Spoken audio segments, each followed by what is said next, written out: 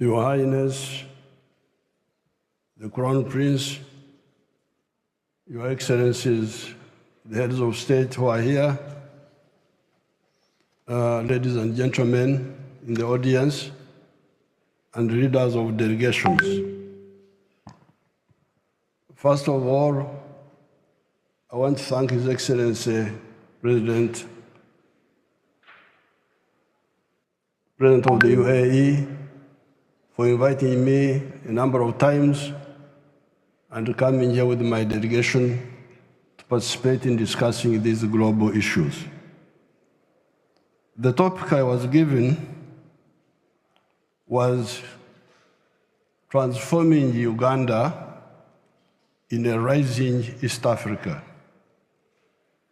Uganda has got a population of 46 million people and is part of the East African community with a combined population of 300 million people, all of whom are part of the CFTA, the Continental Free Trade Area of Africa, with a combined population of 1.4 billion people. Until 1900, Uganda was part of Africa that had limited direct linkages with outsiders. Indeed, the first non-black person to come to Uganda was an Arab man from Zanzibar, known as Ibrahim. At that time, our economy was pre-industrial, pre-capitalist, and pre-socialist, and traditional.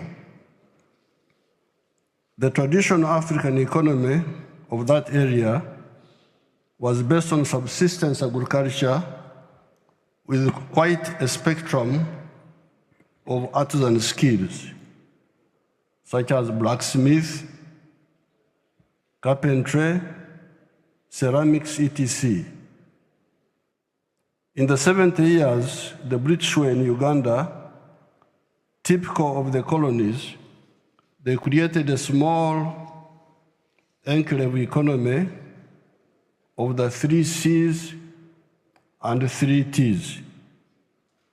Enclave economy meant a small island of money economy surrounded by a sea of underdevelopment and moneylessness. The 3 C's were coffee, cotton, and copper, and the 3 T's were tea, tobacco, and tourism.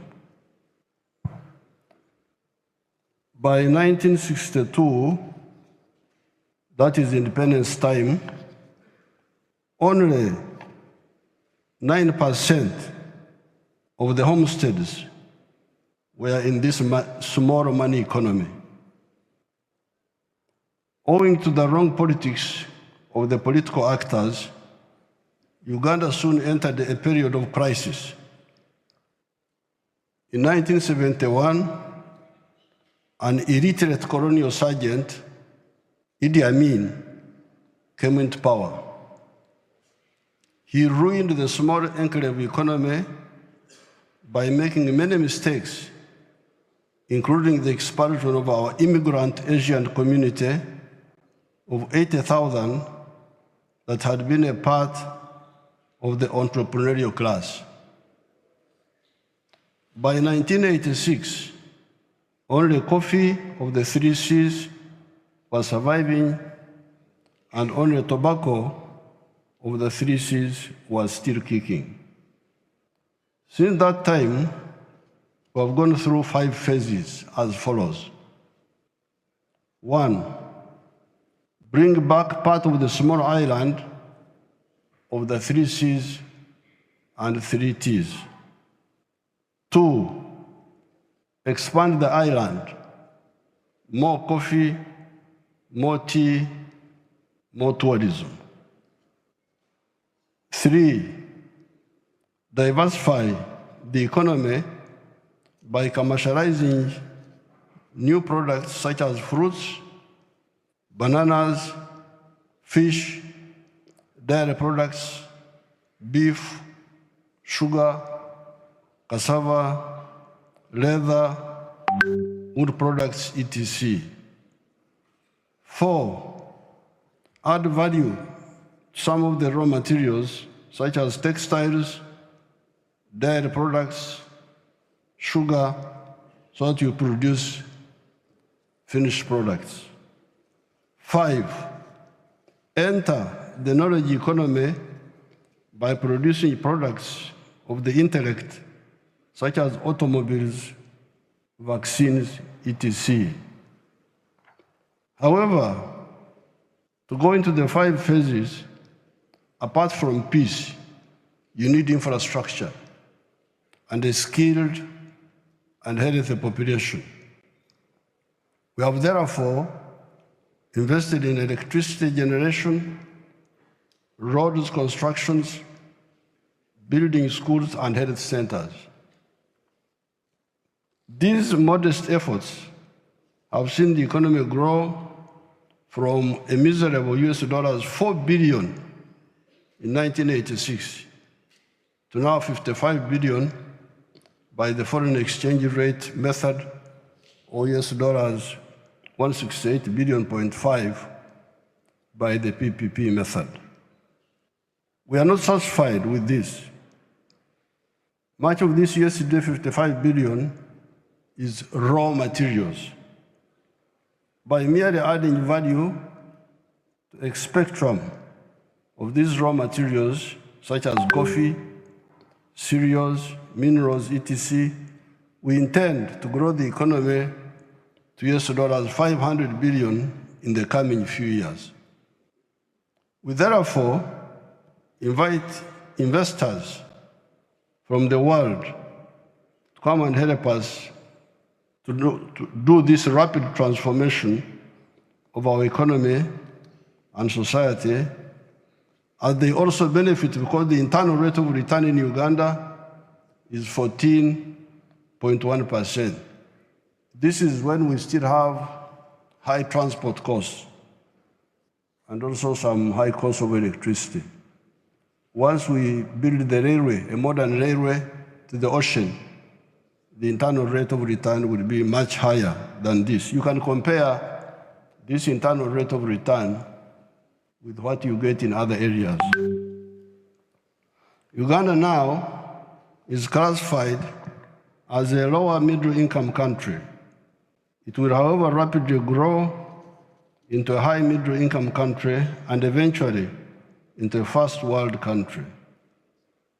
To achieve these goals, as already stated, we need to add value to the large spectrum of our agricultural raw materials: coffee, bananas, fruits, cotton, oil seeds, cassava, maize, tea, dairy, beef, poultry products, fish, forest products, sugar, etc., and mineral raw materials such as gold, iron ore, phosphates, lithium, uranium, petroleum, gas, etc. The efforts of value addition to raw materials are part of sector 2 of the economy. This is manufacturing. The other sectors are commercial agriculture, that will generate some of the required raw materials, services such as tourism, hospitality, transport, professional services, etc., and ICT. I salute our African brothers and sisters in East Africa and in the whole continent. With clear vision, we agreed that when you produce a good or a service, you need to sell that good.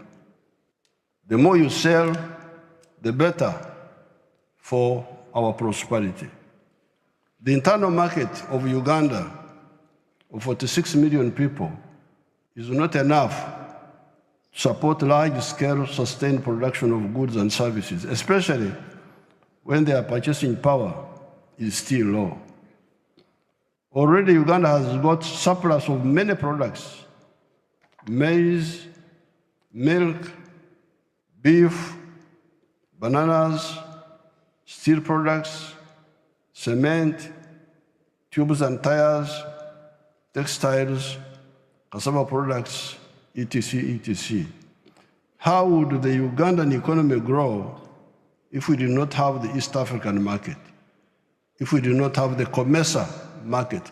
COMESA is the common market of Central and East Southern Africa, and the wider African market under the CFTA, the Continental Free Trade Area. I would like, therefore, to assure investors from outside that the Africans have already laid down a lucrative market for investment by having a common market, the CFTA of the whole of Africa. When you invest in Uganda or any brother African countries, you have the assurance of this huge and growing market. The population of Africa will be 2.5 billion in the next 25 years. The population of Uganda will be 106 million in the next 25 years. What many people in the world do not know is that Africa, the origin of man, because all of you are former Africans if you don't know it, has been underpopulated for much of the 4.5 million years of human history, ever since the evolution of the Homo sapiens sapien. This was because Africa is good for man, but has also been good for man's enemies, such as mosquitoes, the tsetse flies, the microbes, etc., until recently, when modern science has enabled us to suppress these enemies of man. Africa is 12 times the size of India.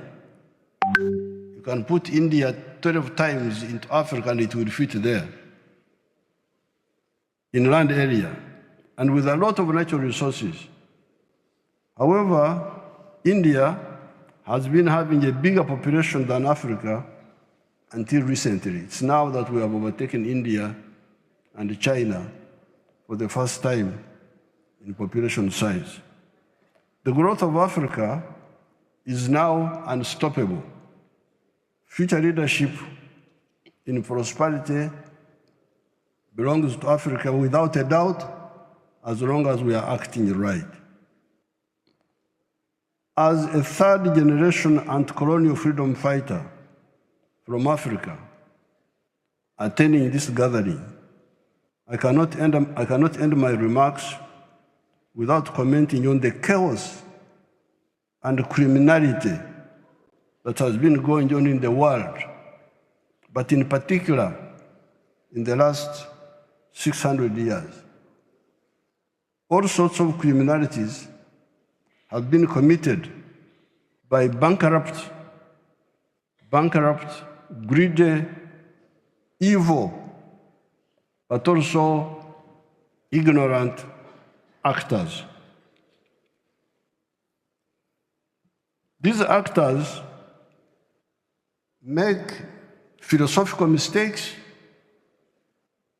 they make ideological mistakes, they make strategic mistakes.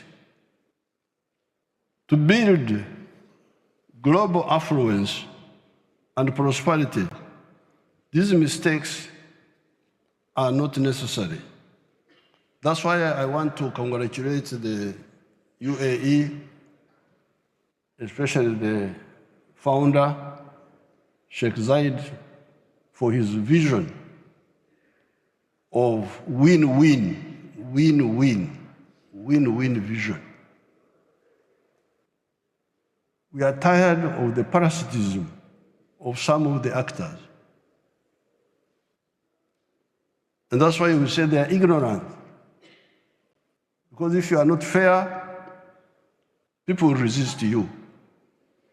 And that's what Africa did.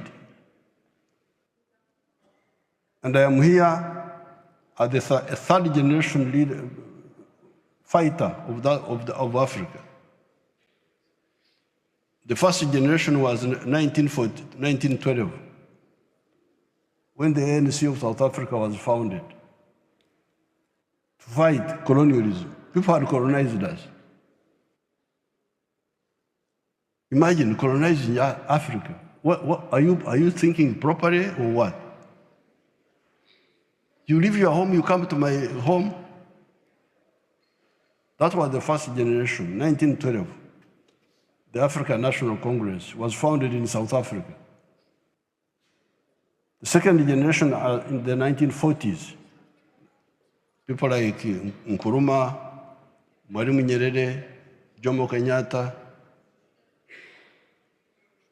many other leaders. And we are the third generation, we who came in the 1960s. So therefore, we are saying that these endless philosophical, ideological, strategic mistakes are not necessary. The world can be very prosperous when we work together in a win-win way. That's why I salute Sheikh Zayed for from what I have heard. We did not know much about the UAE. In the 1960s, we were working more with North Africa, with Egypt, Nasser, with Algeria. Gaddafi had come Libya. Then I went to fight Idi Amin from 1971.